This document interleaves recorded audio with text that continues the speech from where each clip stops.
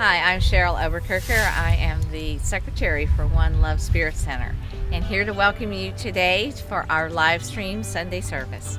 I know John has something special to say just for you. One love.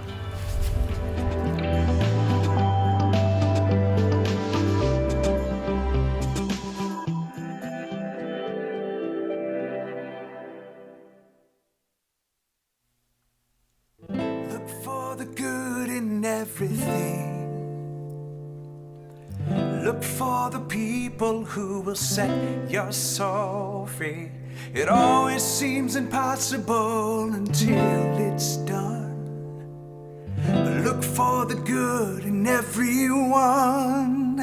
Yeah. Good morning, everybody. It's time to look for the good in everything, yeah. Hey, oh. I love this song, yeah. Sing along if you know it. Look for the good in everything.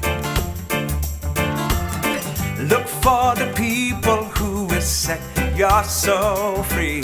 It always seems impossible until it's done. Look for the good in everyone. People done gone crazy. Some people are mad. People done forgot the superpowers we all have. We were born to love, not hate. We can despite our fate. Look for the good in everyone. Celebrate all our mistakes. If there's a silver lining, oh, you still have to find it, find it, find it. Look for the good in everything. Look for the people who will set your soul free. It always seems impossible until it's done. Look for the good in everyone. Everyone needs sunshine. Everyone needs rain. Everyone is carrying around some kind of pain. Hey, I see who you are. You're just like me. I see you're searching for your purpose. You're guided by a dream. I see who you are. I'm just like you.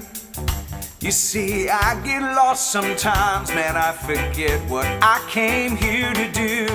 But I keep on trying. How many try with me? Even when it gets frightening, frightening, frightening. Look for the good in everything. Look for the people who will set your soul free. It always seems impossible until it's done. Look for the good, look for the good. You need to look for the good in everyone. I bet you if you look for the good, you'll find it somewhere in there. That lesson becomes a blessing, y'all.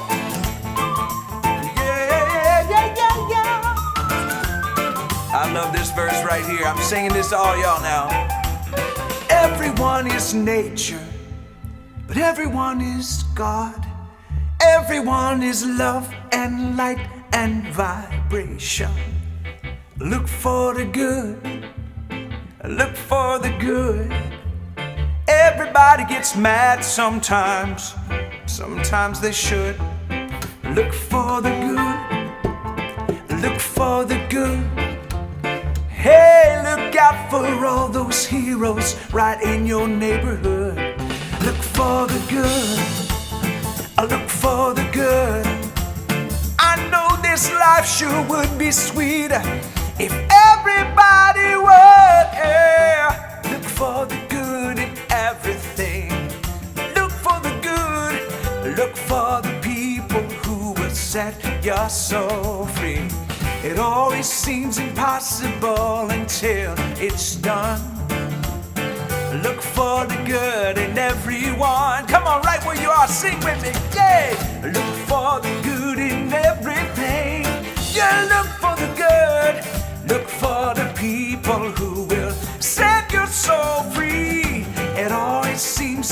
impossible until it's done. Look for the good, look for the good. Look for the good in everyone.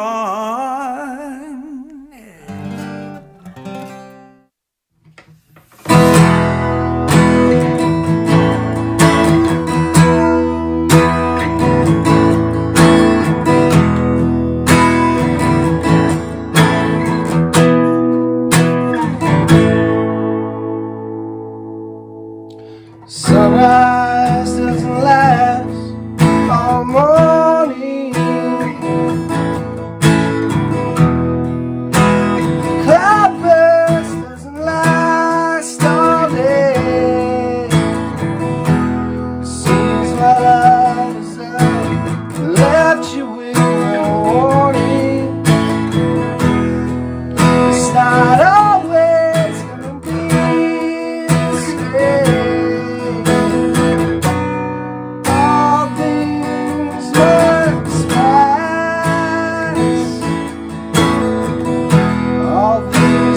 Pass away. Sunset doesn't last all evening. Your mind can blow those clouds away. And after all this love is up and must be leaving. Not always gonna be this way. All things must pass. All things must pass away.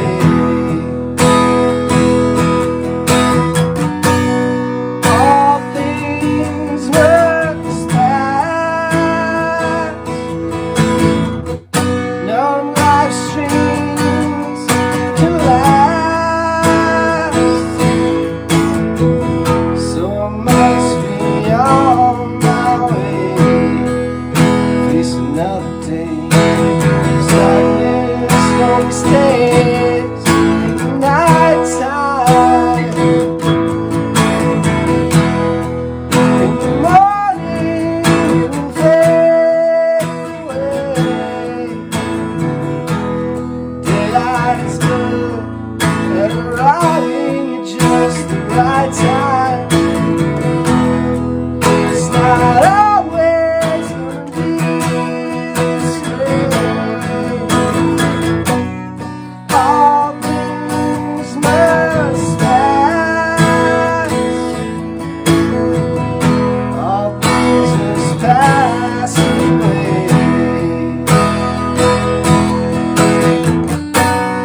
All things must pass.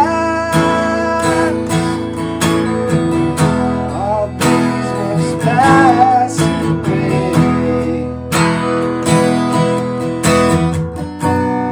All things must pass. All things must pass away.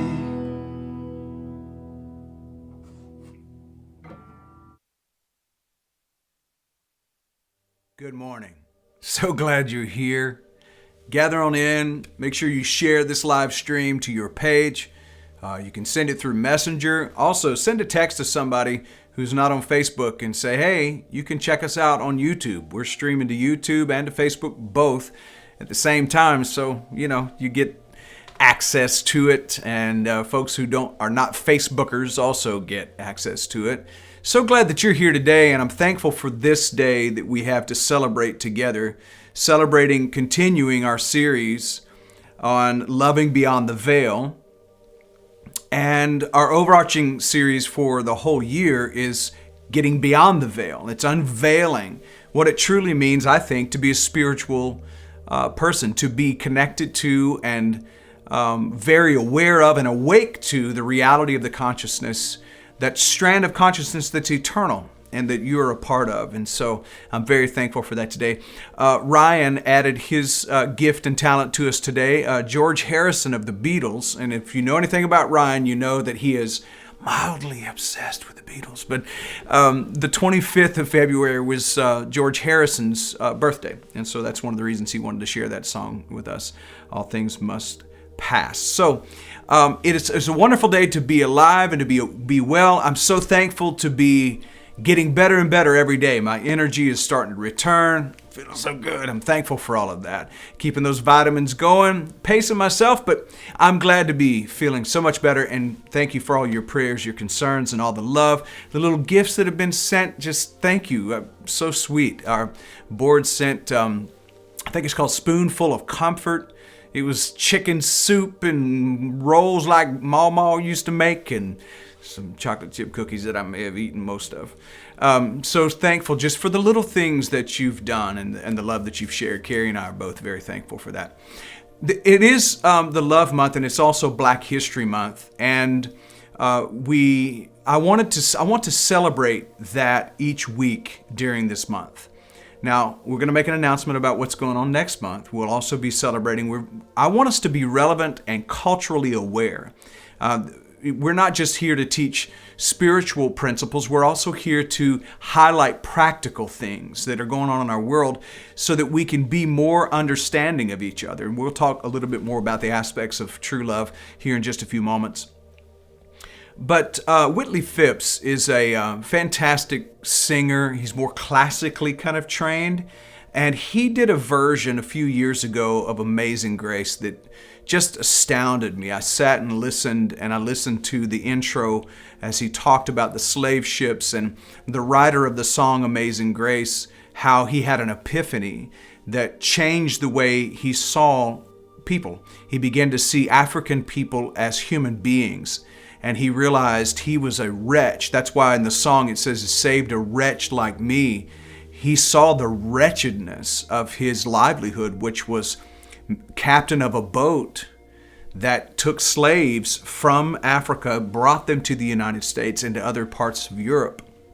And so Whitley Phipps shares that in this video that I wanted to share with you.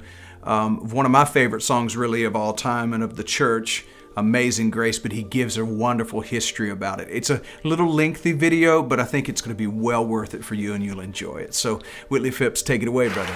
This has been an awesome night, isn't it, everyone? This one. How many of you like Negro spirituals? An old black lady down south showed me something about the Negro spirituals, and I want to share it with you. The black folk down south had more sense by accident than some of us have on purpose. You know what I mean? You didn't hear what I said. I heard an old black lady say, "Son, if the mountain was smooth, you couldn't climb it." Think about that for a minute. But did you know, she said to me, "Did you know just about all Negro spirituals are written on the black notes of the piano?" This is absolutely true. You can go home tonight and play almost any Negro spiritual, just play the black notes on the piano. You look skeptical. Now, you can't see it out there, but I want you to watch. Watch. There are 5 black notes on the piano. And those same 5 black notes just keep recurring. And you can go home tonight and play almost any Negro spiritual, just play the black notes. Watch.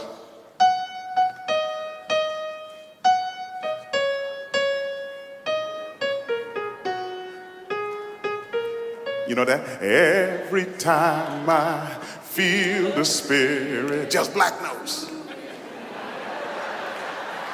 Watch this.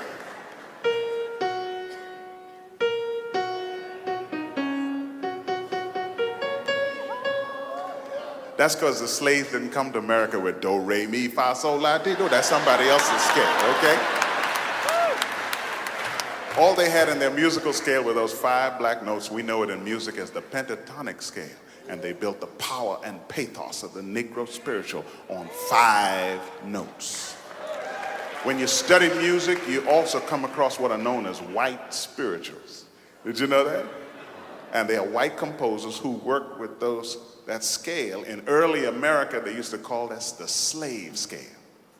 And I'm going to play for you what some musicologists think is the most famous white spiritual built on the slave scale or just the black notes.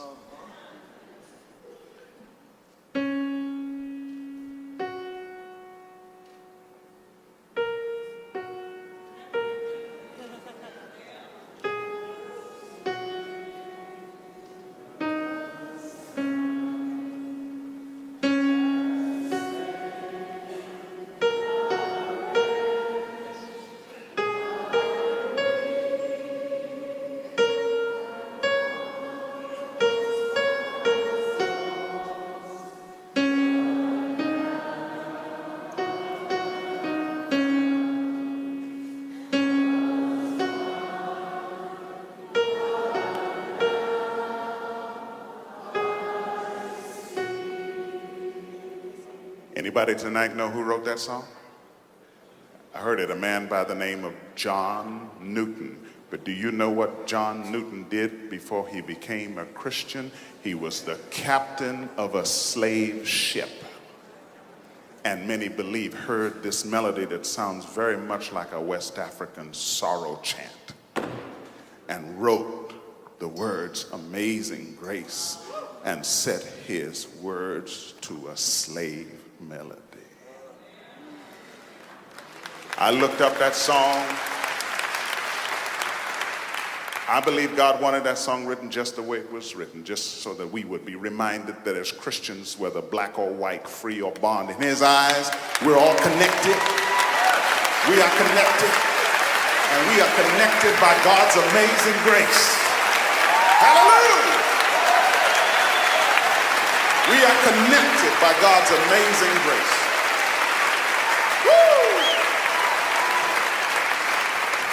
I looked up that song in the Library of Congress. I went to the Library of Congress, I looked up that song. And wherever you see it authentically printed, you know what it says? Words, John Newton, melody unknown. I tell the Lord, when I get to heaven, I want to meet Abraham and Isaac and Jacob, but boy, I want to meet that slave called unknown.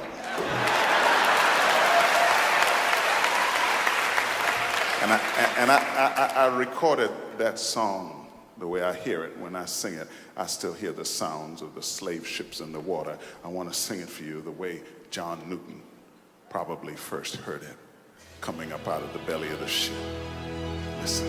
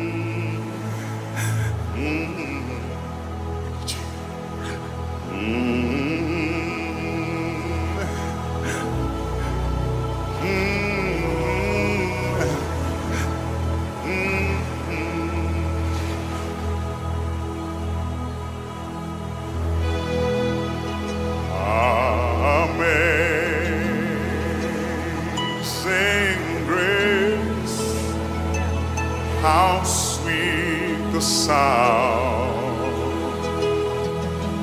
that saved a wretch like me. I once was lost, but now I'm found.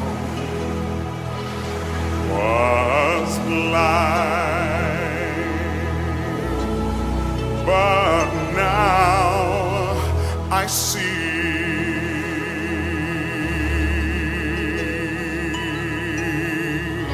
And when we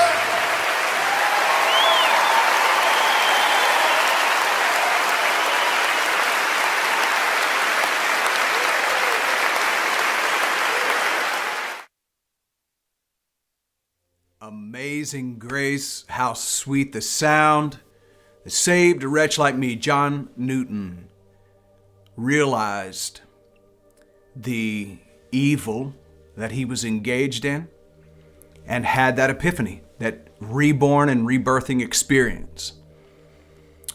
We did notice a few moments ago a little bit of an interruption. I'm kind of surprised at that, but Facebook and YouTube apparently flagged this because of copyright issues. We don't own the copyrights to a lot of the music that we have on here, but we do pay royalties.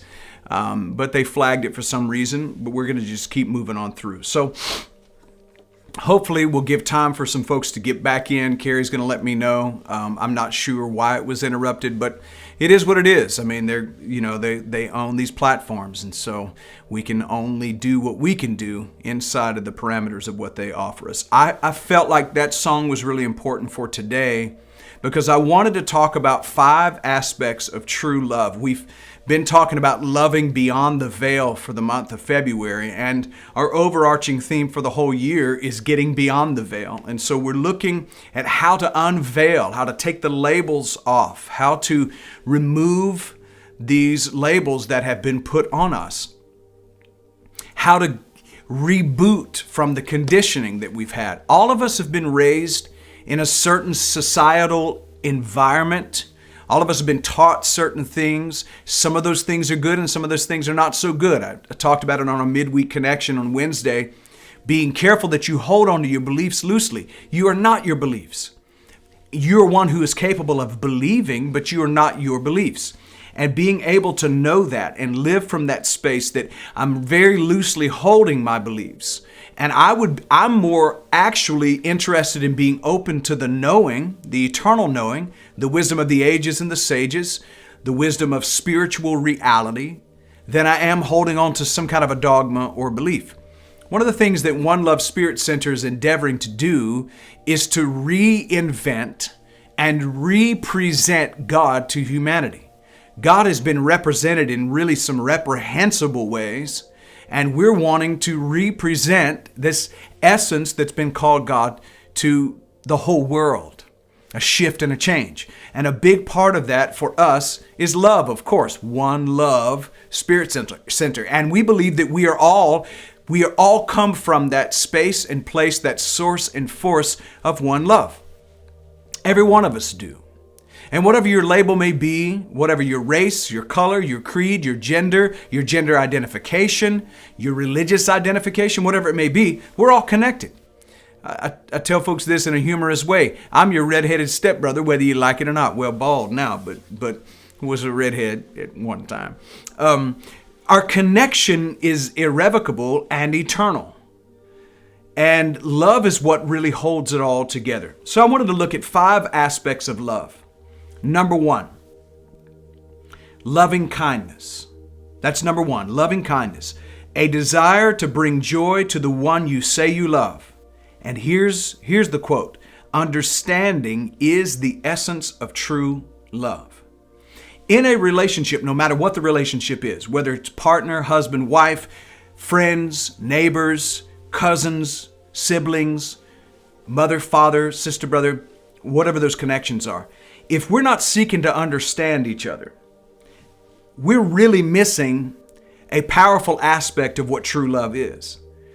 To understand, this struck me one day, a couple of years ago. To understand for me is to stand under in a sense of submission. I'm desiring to get why you feel the way you do. If you feel a certain way, instead of being defensive, automatically going to my fences that I've built often around my heart, instead of going there, keeping the heart space open and a desire to stand under for you to teach me what it is that you feel. Why are you feeling the way you're feeling? If we're not seeking to understand each other, I can promise you that we're going to end up in a pretty dark space as the human race. We've experienced some of that darkness where people would just assume have their belief than they had listened to or see the other. If you're not able to see, if you're not desiring to see the other, and you're not desiring to hear what's in their heart, then I question the level of love. So aspect number 1 of true love is loving kindness. Number 2, compassion. I love how the Dalai Lama says, compassion is a necessity, not a luxury. Without it, humanity will not survive. Compassion is a necessity. It is not a luxury. We must bring ourselves into a space of compassion. Compassion, common passion. Common passion. How can we get past the divisions and simply appreciate the diversity? You know, I grew up being told to be colorblind. Just be colorblind and then you won't be racist or whatever. That's another form of racism. To be colorblind is to ignore someone's coloring or how they're coloring their life. Fully embrace all of the colors and appreciate the diversity, and you'll have less division. The root word for division is die. It will cause the relationship to die out. Again, whether it's with a partner, husband, wife, friend, cousin, siblings, whomever it may be, compassion, that common passion to just make the world a better place. It's not a luxury. It is a necessity. And I think it's something we need to get hold of. If we're going to be dogmatic about anything, my invitation is for us to be dogmatic about love and compassion. In fact, the word love is a 4-letter word that's often really associated with hurt, pain, and disappointment. I actually lean more toward the word compassion than I do the word love because of how love has been so misused and abused, and people have been abused under the flag of love. A lot of folks think that life is just a sexually transmitted disease. Your mom and dad and all them got together and you showed up and they sexually transmitted a disease into your life called living life. And so many people think it's just that it's terminal and it's incurable. At some point, you're going to die from it. That human life is just a sexually transmitted disease. If we see it as that, I promise you, we will start to create that kind of an environment. And then we're not living. But Jesus said, I come to give you life and life more abundant. And John Scott is saying from One Love Spirit Center, I come to give you life and life more abundant. You can find a life of happiness through loving kindness and through compassion. Aspect number 3, and this is one I think is very important, joy. It's actually mudita, I think is how you say it in Sanskrit, mudita, joy. There's an aspect of relationship that asks us for joy, and I can tell you this, if there's no joy in your relationship, you can be sure that it's not true love. And if there's not a desire from both people in a relationship to in some way bring joy or make joy available to that other one, it's not true love. If you're in a relationship where there's constant striving and conflict and anger and angst, and you've gotten to the place where you don't even hardly speak to each other, and there's a joy aspect that's missing, and it's not true love. I don't know what it's turned into, but you can be sure if there's no joy in that relationship, it's not true love. And I don't mean that you provide happiness for someone else. That's a choice that we make individually. Happiness is a choice that we make individually. But if I'm really loving you, if it's true that I love you, then I want to bring joy to your life. If in the relationship you're always crying, you're always disappointed, you're always hurt, you're always disillusioned, you feel depressed and oppressed by the relationship, there's one of a couple of things that needs to happen. One, you need to get out of that relationship. Or two, you need to get down and really, really get into some deep talks and some deep understanding with that other individual and try to find your way out of that. Because true love, it brings a desire. Compassion brings a desire in a relationship to bring about joy. I don't want to make my wife cry. I don't want to make my kids cry. Certainly there are things that we do sometimes that disappoint, but my point is that if the majority of the time there's no joy, you need to check that out. It's become toxic. There needs to be joy in it. That's one of the 5 aspects. Number 4, I love this one. Probably out of all of the aspects that came to mind in my time of meditation is this one. Freedom. Freedom. When you truly love from consciousness, you give the gift of freedom to the person you love. You need to understand it's important to live in such a way that the person that you say you love feels free inside and out. Jealousy is not love, y'all. It's not love. If you're jealous and you're all the time checking up on that person that you're with, there's not true love involved there.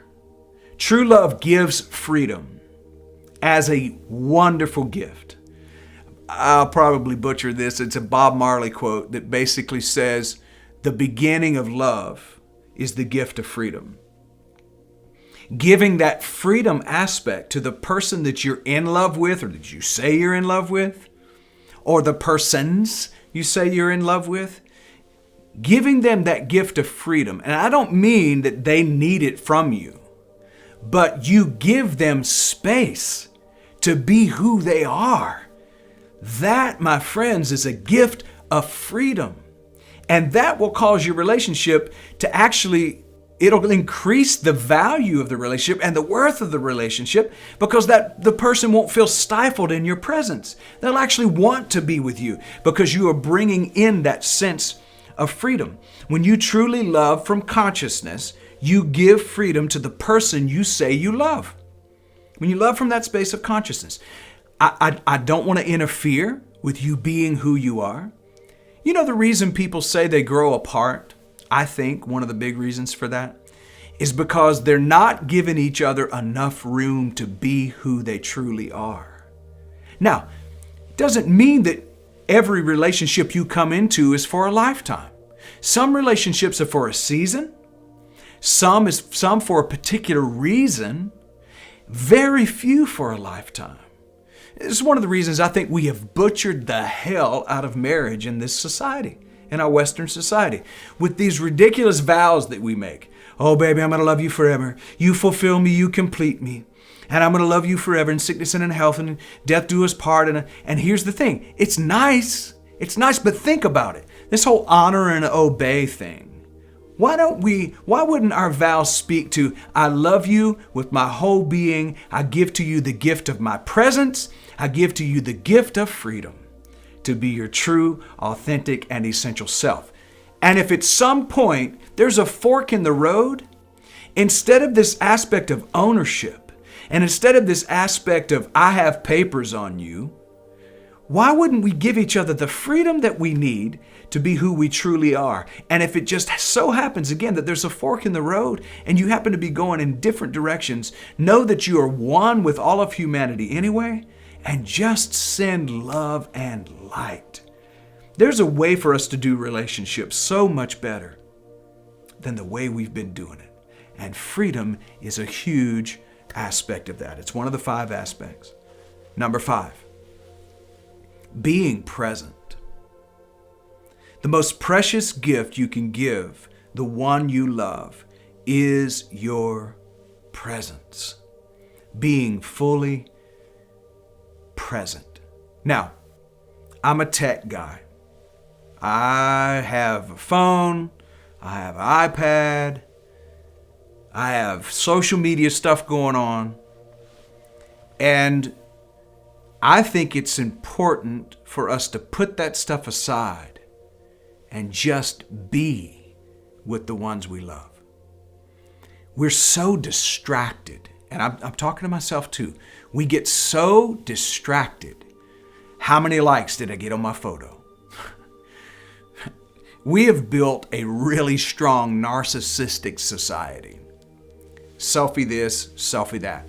I'm not saying there's anything wrong with pictures, but how many of us take a picture and then we just watch that thing for the next couple of hours? How many likes did I get? Did I get some loves in there?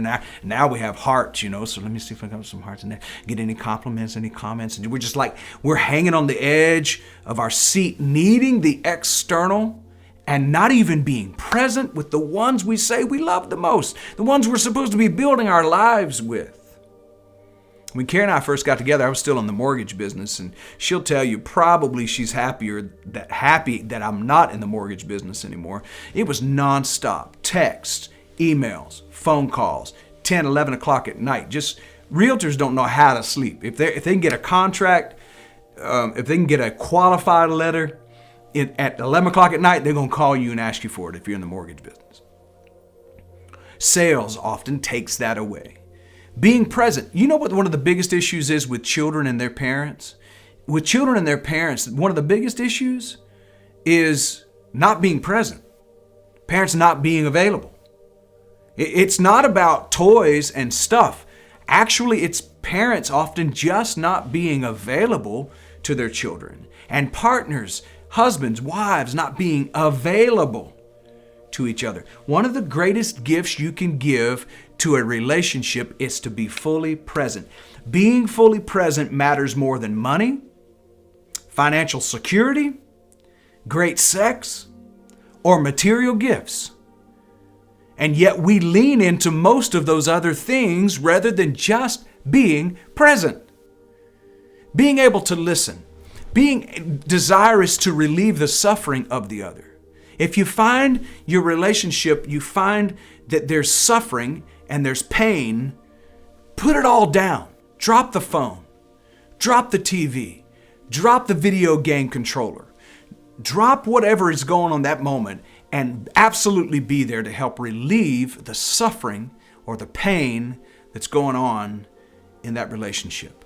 Thich Nhat Hanh told a story once, and I'll share it in paraphrase quickly because it was lengthy.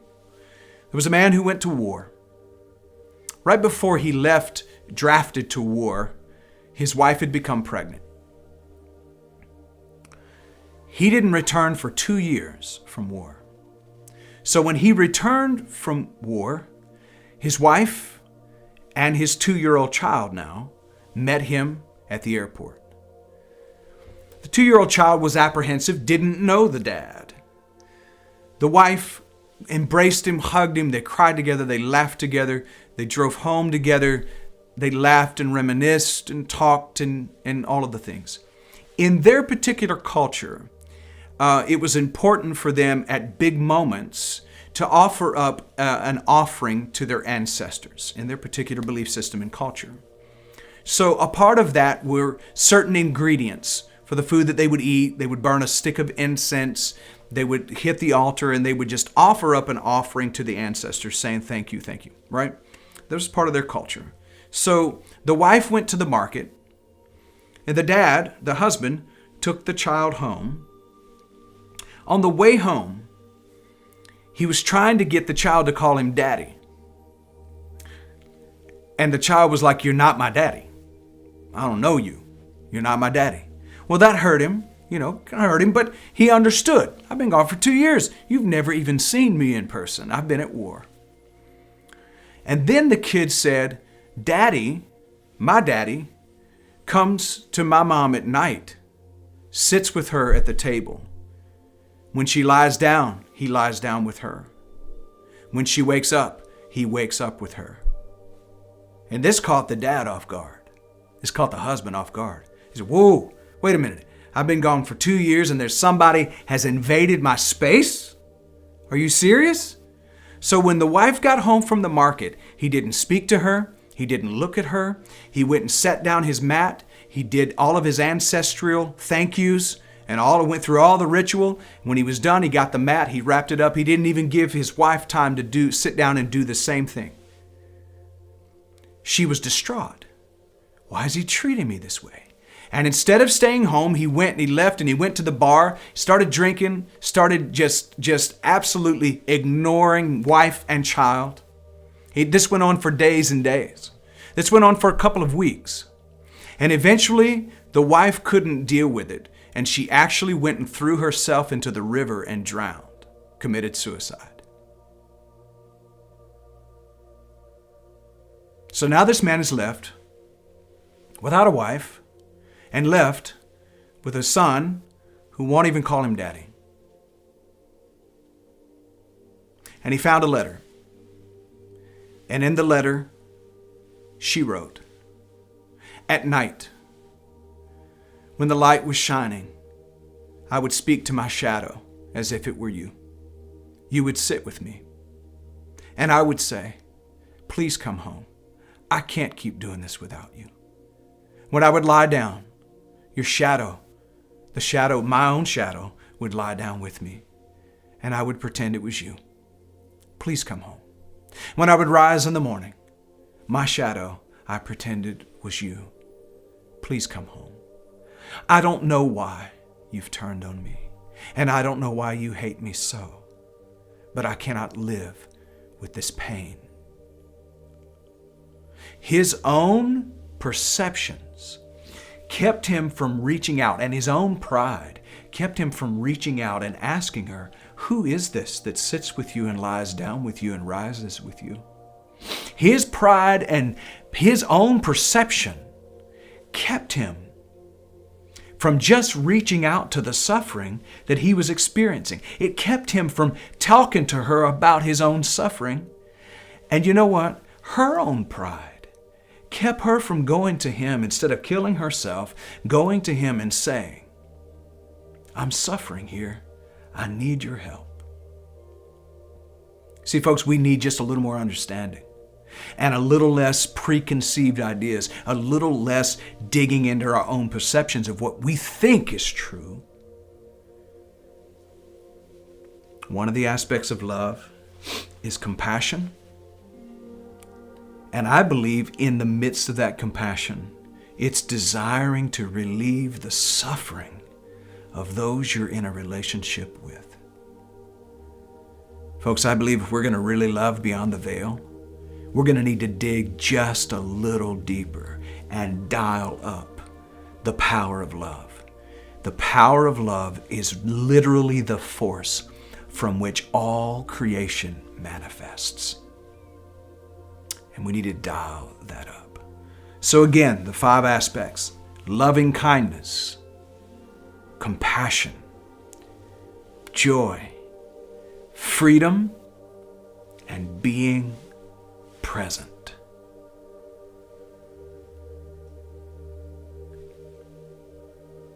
This, I believe, can cause us to raise the love level in this world. If each one of us just does this, just a little bit, dials it up a little bit more. When you think you've loved all you can love, love some more. Those people that irritate the hell out of you, send them love, send them light, send them compassion. Don't react, respond. Your responsibility, your ability to respond with love and compassion. It's not always easy. Some folks will absolutely push you to the end of the envelope. One of the best responses to a critic is to send them love and light and wish them all the blessings in the world. I didn't used to do that. When folks would call me a heretic, I would get into an argument with them, and I would write a whole novel. I mean, if I had some of that stuff back, oh my God, I could probably put it into a book, publish the book, and it might even be on the New York Times. I just write them a whole book and respond, or react actually. Now, my response is very simple. If you disagree with me, you believe I'm a heretic, you believe I'm a false prophet, all of those things, to you I possibly am, and I'm okay with that. A few years ago, I maybe would have thought the same thing about me, so I get it. Now my response is blessings to you, sending you love and light. Because I believe Vivekananda said this, and I believe it's true. To try to teach someone who's uninterested in learning what you have to teach or to share with them is an act of violence. So let it go. There's some people who are not going to connect to One Love Spirit Center because they don't believe it's religious enough. They don't hear enough about Jesus. They don't hear enough about scripture verses. We don't require blood sacrifice in this community for you to be connected. We don't require for you to beg for forgiveness of your sins so that you can have a relationship with God. You already have a relationship with God. Religion lied to you about that. So some people will not connect with this, and that's fine. But you know what we need to do? Our love level needs to be so high that when we receive a critique or a judgment or a condemnation, that our response is not to throw that back at them, not to sling mud, but it's to take that mud in, just like the trees take in the carbon monoxide, carbon dioxide, and they turn it into oxygen. Folks, that will happen if we will study loving kindness, compassion, joy, freedom, and being present. Mindfulness. loving awareness. That's the power that we have. To be able to even say with a smile, I love you. You might not like me, and I may not like you, but I can tell you I love you, and I'll give you the freedom to be who you are. Not that you need the gift from me, but I'm just saying I'm going to give you space. Do your thing. Do your thing. This is, I believe, a part of radical inclusion. Are you ready for that? I am. I'm ready to study that aspect. I'm ready to be so engaged in the power of love that every part of me oozes that. Just love and compassion and understanding. This is the 80-20 I talked about back in 2019. 80% water, 20% solid. When I went into the hospital, they told me that my sodium was really low. It was like 108, and it's supposed to be like 150 or something. I don't remember exactly what the numbers were, but 108, it was really low. And they said, you're probably going to start having seizures. So we've got to be really careful with this, and we need to get this, the fluid through the IV, and we need to get your sodium levels up. I had a friend of mine he said, brother, you know what your issue is? He said, you got to be a little less peace and happiness and a little more salt. So there's a part of you that's going to be salty at times. There's a part of you that's going to, the song that I sang earlier, look for the good. Sometimes we get mad, and maybe we should. Sometimes anger is an aspect of it. Just don't allow it to become hatred and malice. Let it be fuel that ultimately brings you back to love. You can actually strongly disagree with someone, oppose their view without hating them. It's a tightrope sometimes. But I believe if we'll study the discipline of compassion and love, and loving awareness, we'll get so good at it, it will just flow with it naturally. This is why the Dalai Lama is so loving, always laughing and smiling. The same with Thich Nhat Hanh. Thich Nhat Hanh, what a wonderful flower in the garden of humanity. Just absolutely, he just gushes love. Not a profound teacher in the sense of orator. Neither's the Dalai Lama. But the love aspect from those guys, that's what I aspire to be. The love that came from Jesus Christ, that's what I aspire to do. Am I there yet? Nah, you can ask people in my family if I'm there yet. They tell you the truth. Nah, he's got some work to do. I tell you the truth. I have some work to do. But how about we do it together? How about we keep bringing our minds back to this? We are one love. Let's take a few moments and allow ourselves to just sit with these 5 aspects of true love. Let's sit with these aspects and invite presence, invite pure presence to reveal the depth of all of this to us.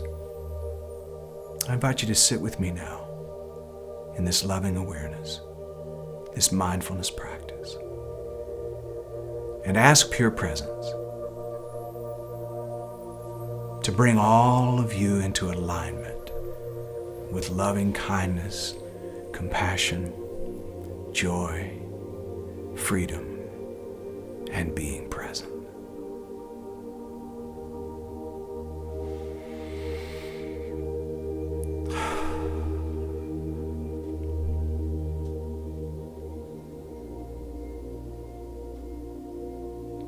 As we come into this space, we come into this space with gratitude. I am thankful for these lungs that breathe for me, way better than last week even, that breathe for me without me directing or asking. This heart that beats for me without me directing each beat. And I say thank you.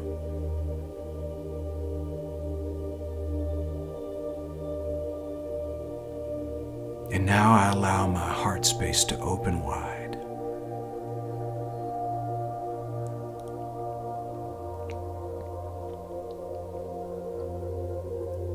I allow these aspects of true love to grow within me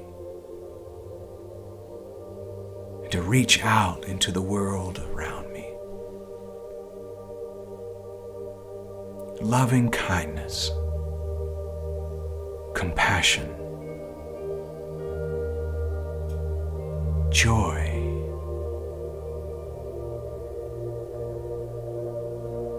freedom, being present. Teach me, Spirit, teach me. Lead me to practice these things.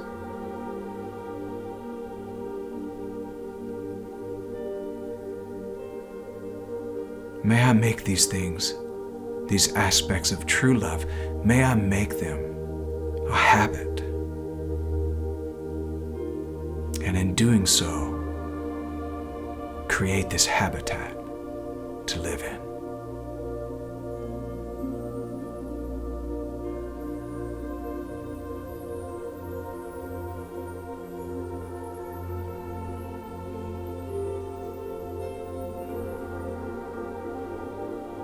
Let this amazing grace grow within me, grace toward myself, leading to grace toward others. Guide my thinking, guide my philosophy of life.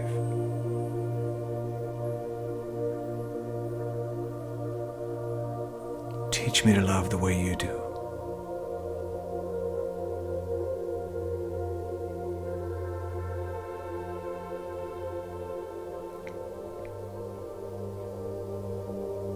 I invite you into this dangerous prayer.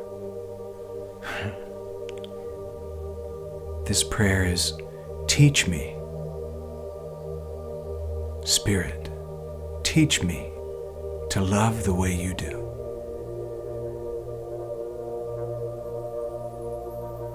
Teach me to love the way you do.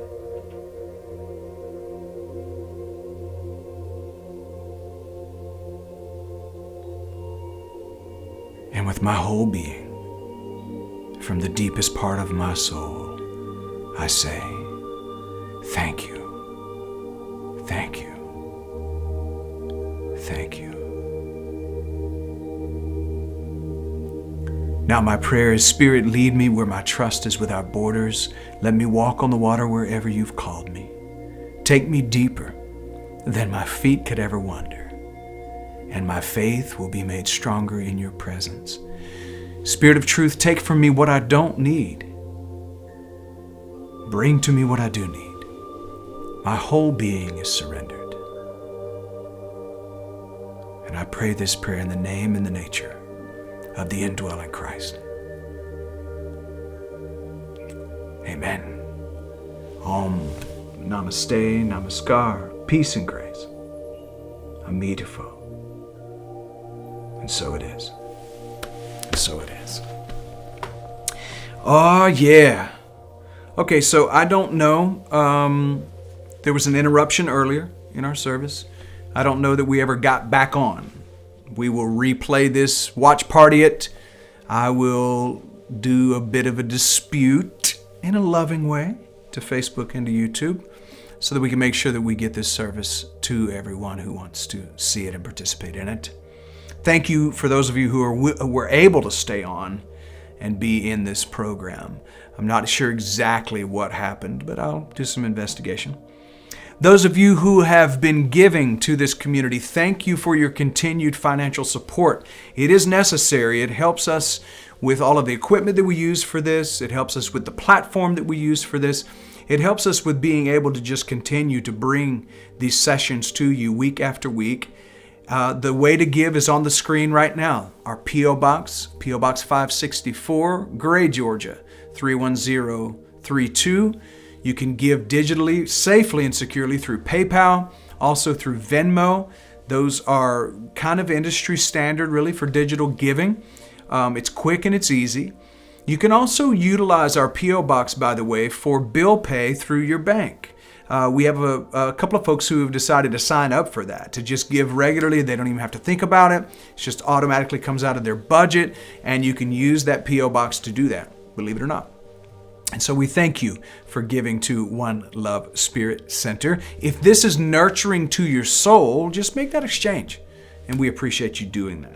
Also have some announcements to make. One, we continue to do our meditation Tuesday, Wednesday, Thursday, 6:30 a.m. Eastern Standard Time right here on Facebook. And also it's uploaded to YouTube so that it can be utilized at any time.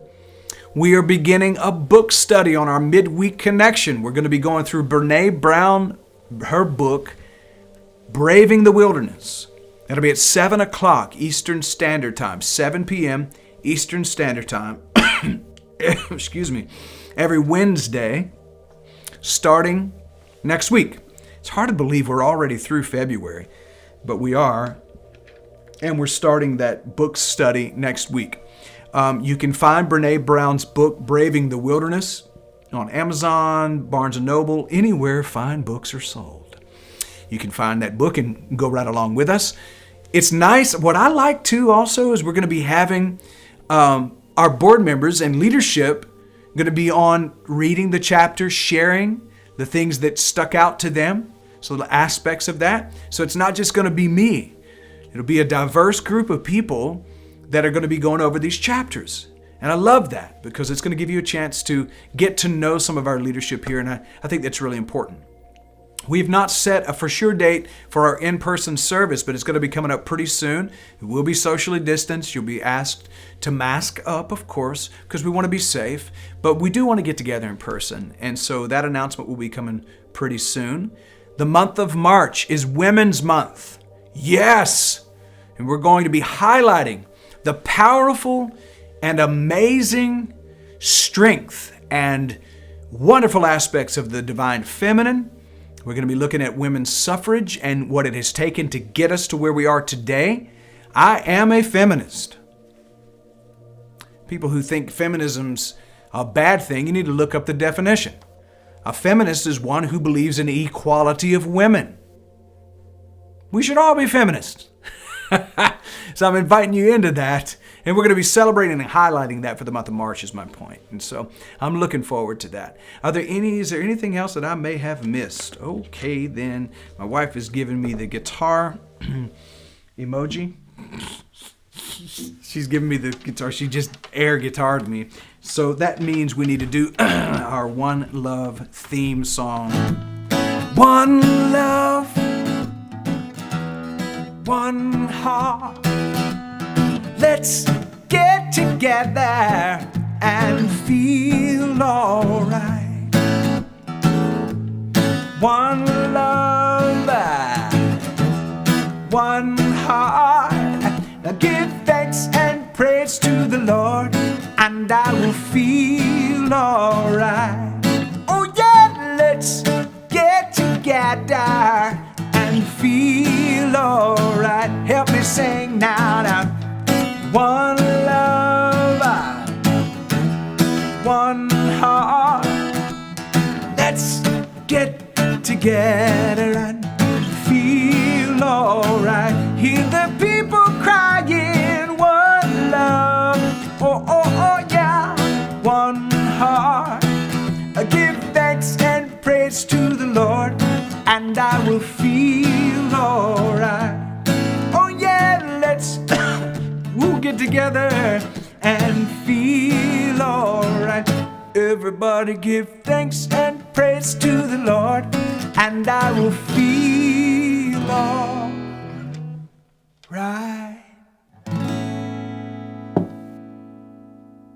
And I'm almost there, vocally. Yep. Give thanks and praise to the Lord, and I'll feel all right. Now is the time in our service where we go over what I think is really important to set the stage for our daily lives. And this is our affirmation. I affirm that I am inclusive, compassionate, kind, and strong. I am awake, aware, and fully alive.